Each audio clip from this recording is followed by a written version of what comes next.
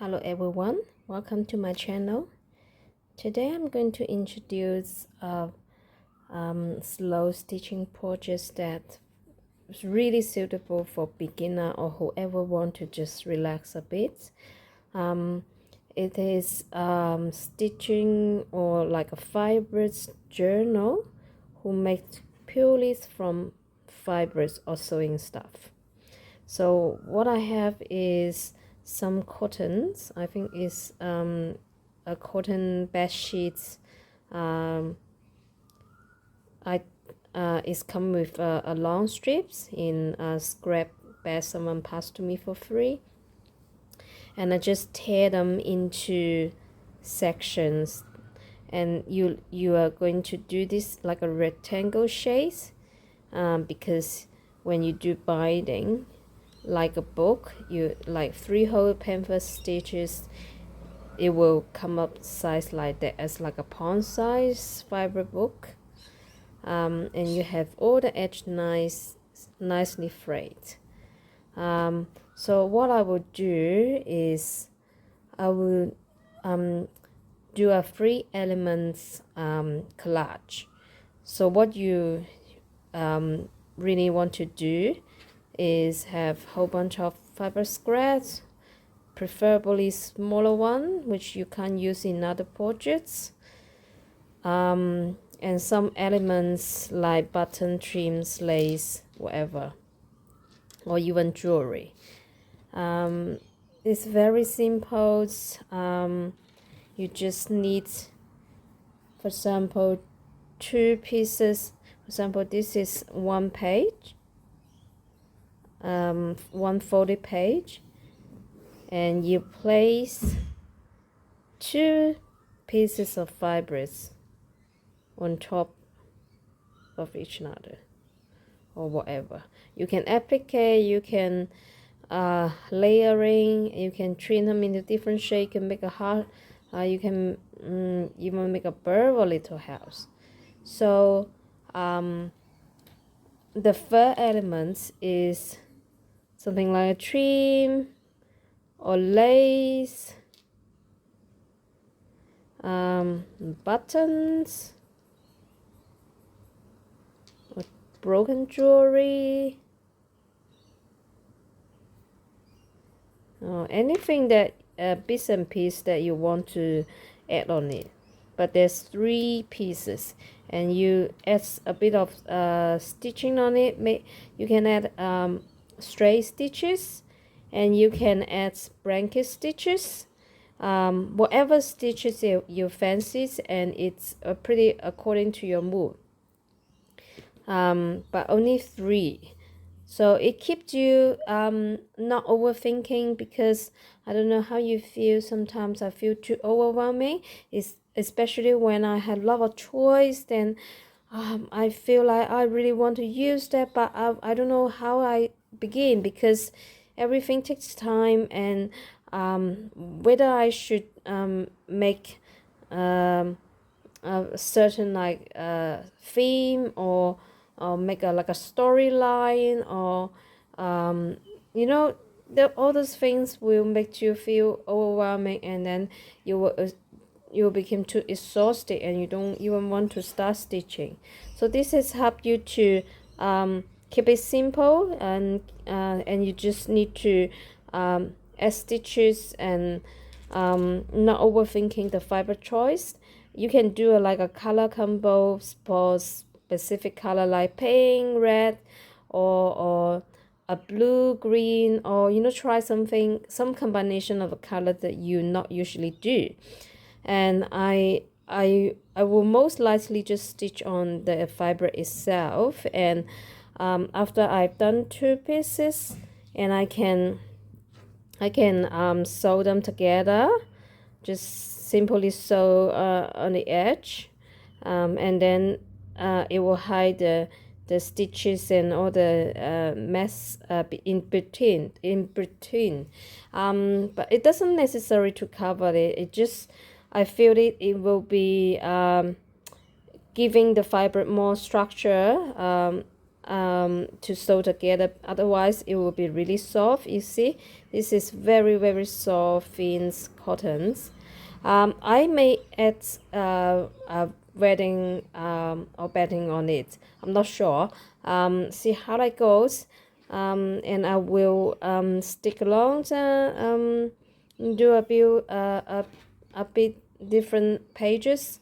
I hope you can join me and do this project. I'm sure you will enjoy it. Let's get started. Okay, I have started by putting the red and pink scraps on top of the foundation sheet, and I think I will use the pink red as the first elements. But first I use a few basting stitches to hold the fabric down. You can use pin, so either way is fine. The basting stitches is pretty invisible, and you can take the stitches out, just cut at the back, or you can just leave it. Sometimes I like to use the stitches to hold it down. Sometimes I don't bother. I just use the pin. So yeah, either ways, just a few stitches here and there to prevent the fibers to be slippery and switch around. I use stitches because I think the pink fibers is a bit slippery, so yeah, I think I better secure down. You can see in at the front you can't see the basting stitches, so I'm going to put the first element on top of this two-piece collage. I think it looks wow, the red on the fibers.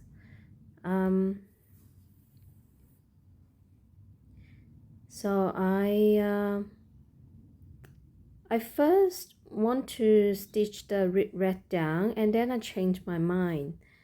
I changed my mind because I want to add the decorated stitches on the back. So so the red will be later on on top of it. I think actually it's okay to put the red first, but I don't know, I changed my mind. I want to do like the background first, I think. So I put in running stitches. The first stitches and the last one is always best stitches. I like to put in best stitches here and there to make the stitches more secure, but it doesn't matter. It doesn't matter really in slow stitches. Running stitches, best stitches are all fine. You do whatever you like. I used the very light peach pink colors. I didn't very particular with colors because I think any color will work well on the collage, and I use that color because this is leftover, like a tails of the threads from previous projects. I just love to use thread that dangling on the needle before I cut or use another section of thread. There's some like a mystery charm of running stitches. I just love doing that, especially in slow stitchings that I really don't need to care whether the stitches are perfectly straight. When you make clothes or make beds or those things that with more practical use, that it's better to keep the line straight so you can match the pattern. You can kind of like have the seams more needed. You don't want your clothes has one side longer than the other side, right? So I always be very accurate and be extra careful when I make clothes by hands. So these strict rules or like a impulsive perfections sometimes will put pressures on stitchings, and somehow I work on the clothes and then I feel, oh, that's too much, and then I put it down, and only after a month or two then I pick up that project again, sometimes those KPI, self-imposed KPI will drive yourself from the project itself. So that's why I like to do slow stitching from time to time to relax a little bit. There's a lot of discussion of what is slow stitching. A lot of people in Facebook groups would like to post embroidery, those beautiful stitchings projects in slow stitching group, and some people don't like it because they think slow stitching is raw edges, is more wonky stitches, it's not about beautiful creations. I think both sides is have their point. I personally don't care what exactly the definition is. To me, do whatever you like, and you have pressure from doing that, and that's quite enough. Some people are really good at doing embroidery, this flower stitching. I can do that, but not particularly interested in it, or not particularly want to do that because I just not really into it, I think. So I can get the point of people that saying embroidery is not slow stitchings. But again, to me, it doesn't matter. But for a lot of people, doing hand stitching or slow stitching projects, from my observations, are most likely to be retiree, like those people who has retire and they have plenty of time, and they build up a fiber stash from their lifetime. They want to use it and they want to win a little bit. They usually have a great and beautiful creation because they have more time to reflect and improve on it. I find myself a bit hard to catch that because I'm at my 40s. I'm still very busy with work. I work 6 days a week, and I have a child, like she's 5 years old. That's the time that I need to spend more time with her. So for busy parents like me, I find it hard, sometimes when I look at YouTube or Facebook groups, and there's some projects that are really, really attractive, but to me it's just unrealistic, and I just couldn't have that amount of time to do that. But I still want to do something, little things. A 5 minute, 10 minute, 30 minutes, 1 hour maximum. And I want to do something smaller so it doesn't take a lot of space, and I want to do something that I can make into like a book, like a journal, that in the future I may be able to give it out. I may be able to use as a sample to show people. When I teach children at school, I need to have something to show them. So I think something that can be a journal really what I want. So when I tidying up the scraps, and I come with this idea to use small scraps to make 3 elements slow stitching, which only take half an hour each time, every day, or not every day, every time you do that, 30 minutes. That's what I've been doing, 30 minutes. Some people may take a bit longer, that's fine, and you don't need to do it as one go. You can do it in 2 days, 3 days, doesn't matter. The aim is just get the wheels going, and build up a bit of routine, and your stitches will getting better and better every time you do it. This small practice sometimes will give you more pleasures, and it's like non-stop practice. I want to make it in journal because I like all these things, build it as something. I used to make a lot of loose pages or like a small landscape pictures, but I find it a bit hard to manage that because they all scattering everywhere. Like sometimes my daughter will come into my room, you know um, she will look around, and she can spot immediately what I make recently, and anything that is new, and she will take that. She will take that piece or that page or that one fiber yo-yo away, and once she took that away, it usually disappear. It's gone. I don't know where it is. Maybe after 1 year, I find it's under the bed or something. So I find it a bit hard to store the loose pieces. So that's why I want to make them into a collection, something that is bounded. Even if my daughter took it, then it won't come loose and fall all apart. And besides, we have 3 cats and Clack, and they will play on the loose thing. So yeah, that's why I thought a journal is a good idea, and it's nice to have something to flip through. And people love that if I want to give that away, and it pretty easy that people straight away will take that.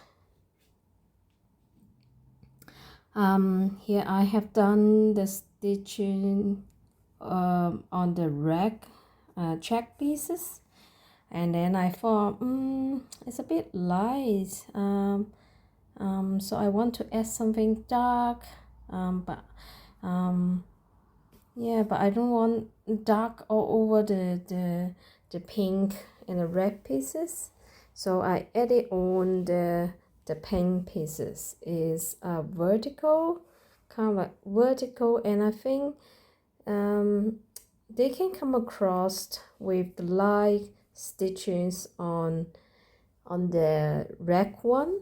See how they go. They can be like a cross. I don't know. See how they go. The beauty of slow stitching is I can use irregular pieces, I can use very tiny pieces, and I can use fibers in different texture. That pink piece I think is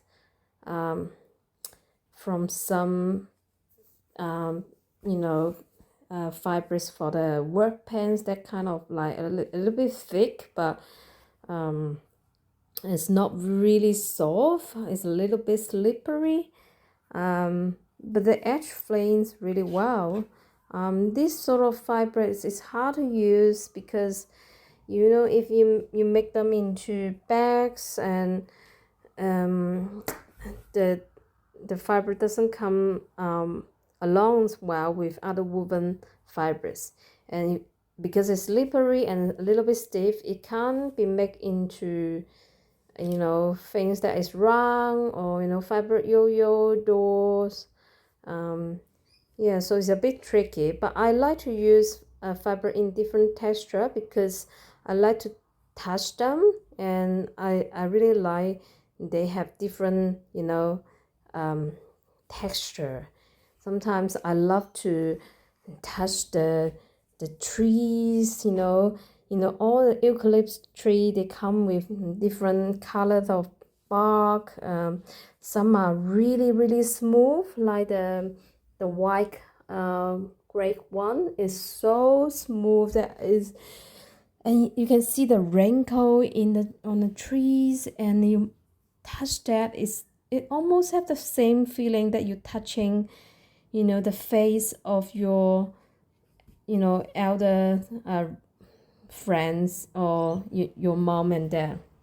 That kind of like sensation of papery thin skin that is aged and stand there for a long time, and some bark that is really really tough, then it come apart when you touch it, and some's like soft papery stuff, paper bark, I think that's what it called. Yeah, and some have pretty hairy, hairy layer, and some has been striped by the lightening, so it's became black, so it's almost like a charcoal. I also like touching all the stone, pebbles, natural elements. That's why I have so many cells and stones and pebbles and different sort of thing in my household, because when you go to beach and you see the seashell, you see the pebble, you just can't help to bring along a few. And every time I go for a walk, I see feathers, I see some some branches that drop from the trees, even some leaves, and all this stuff. I just can't help to pick them up and play them and touch them. And I think my daughter got this type of DNA from me, so she loved to pick up all sort of natural elements, and she always look at things on the ground. I think that's why she can find a lot of like loose money or coins on the ground, because I think she keep looking on the ground. Yeah, we have a lot of like tree leaves, some like white flowers, and some very nice looking stick. My daughter loved to use as a walking stick, pretend to be an old woman. She loved to pretend and pretend to be my mom. So yeah, we love to play with all these natural elements. And when I doing slow stitchings, I like to replicate that kind of like different texture, this different feeling, different color combinations. But I know that I can't be better than like Mother Nature's. But going for a walk, going in the nature can give you a lot of inspirations. When you look at the leaves, you can see those different colors, red and yellow and white and browns and even white and silver, all can combine into a nice and beautiful combo that you were never able to think about. So my life is quite full with natural inspirations. I love to look at nature. Even I don't have time, I like to go for like a 5-10 minutes walk. I walk on the same street, but every time I go for a walk, I see things differently. Every leaves, every branches, everything is different. Like the things is always the same. They said the house standing there, trees standing there, streets never change, but those tiny little things change every minute, every second. If you are able to pick up those small little beautiful things, then you will find joy in life, and that joy is never exhausted. So if you ever feel bored, you go for a walk. 5 minutes, 10 minutes, like 30 minutes, doesn't even need to be intense. Just slowly walking and keep your eyes open, keep your minds open, and look at the tiny things.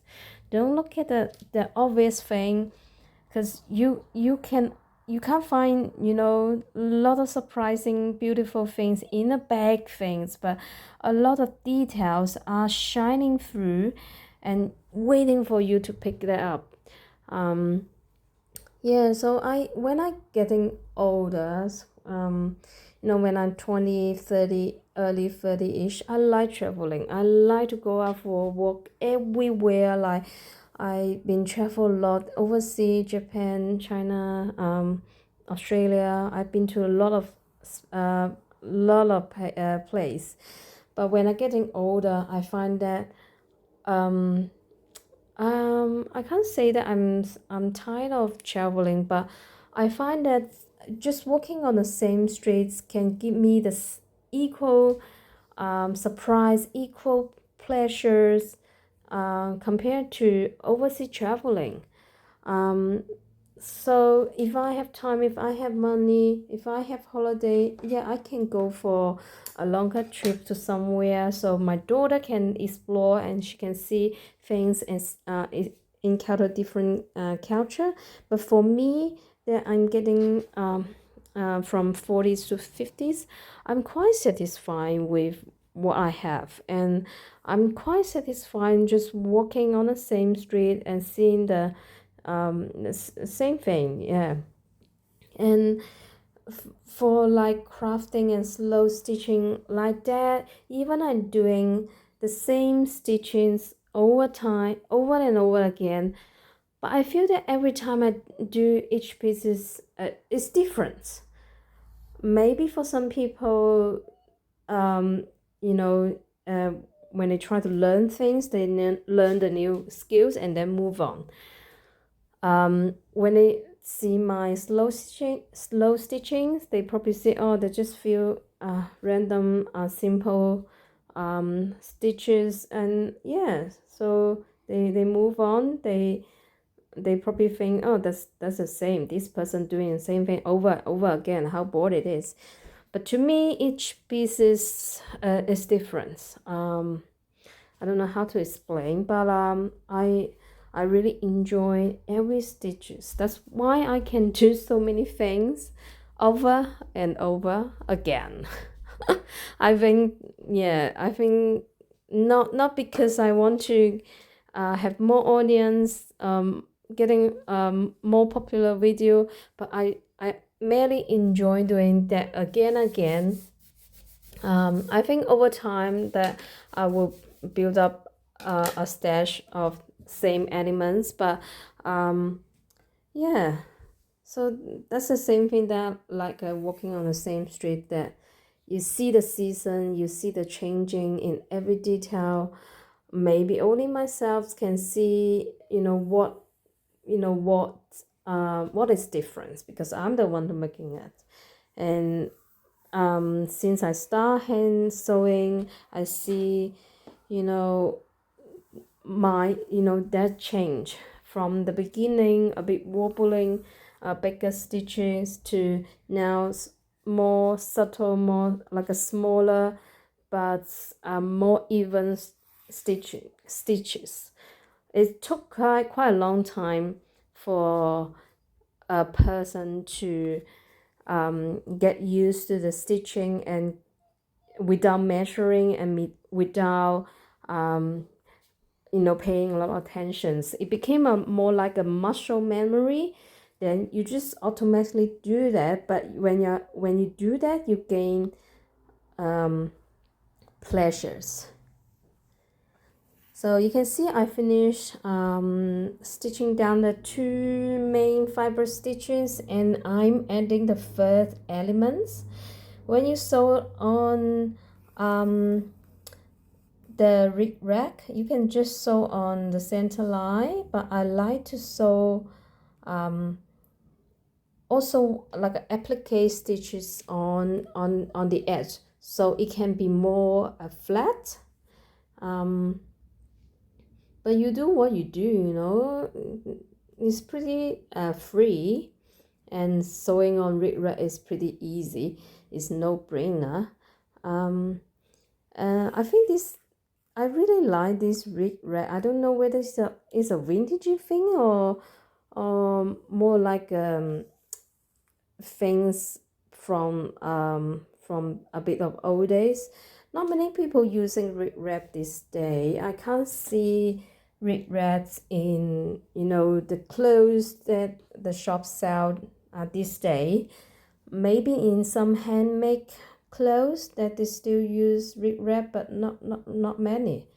I really like it, and I think I read a book of appliques that they use red to make all sort of flower leaves, and that is kind of like another level another level of stitching and decorating. I think eventually one day I will explore that, but now I just stitch to the simple things. When I stitching, the annoying thing is the threads may be caught up. The thread may tangling and have a like a deadlock, and you just can't stitching on. You have to cut the threads and then restart again. But there's certain way to prevent that. One is to use beeswax or candle wax or whatever wax that you have to to slide the threads along the wax, so that the two string, especially the sewing thread, two string can become one, and it won't be less likely to get tangled. Also, you can cut the threads shorter. So the longer the thread is, it's easier to tangle, because when you pull, they like to mixing into each other. But if it's shorter thread, it's easier to manage. Also, if you pull the strands slower, like a bit slowly, and maybe use your finger to guide it through, then it's easier to slide through without tangling. So there's all sort of way to do that, but if you're stuck, if the threads get tangled, that's fine. Just cut it, restart. There's no big deals.